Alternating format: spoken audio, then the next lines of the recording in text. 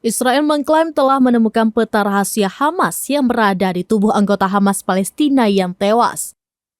Sebuah dokumen terlihat seperti peta memperlihatkan rincian target Hamas. Peta itu berisi rencana operasional dan instruksi untuk menyerang militer Israel. The Wall Street Journal melaporkan dokumen itu menunjukkan kecanggihan persiapan Hamas sebelum menyerang Israel pada Sabtu 7 Oktober 2023 pagi. Mereka juga menemukan satu set dokumen termasuk informasi intelijen Hamas tentang Mefalsim, pemukiman komunal Israel. Analisa dokumen menunjukkan Hamas mampu memperkirakan kapan pasukan Israel akan datang menyerang. Beberapa dokumen mencakup foto tank dan kendaraan lapis baja yang digunakan oleh pasukan pertahanan Israel atau IDF dan tips mengalahkan mereka.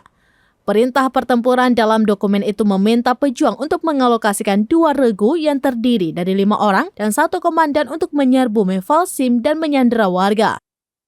Meski demikian, wartawan belum dapat mengkonfirmasi dokumen-dokumen tersebut.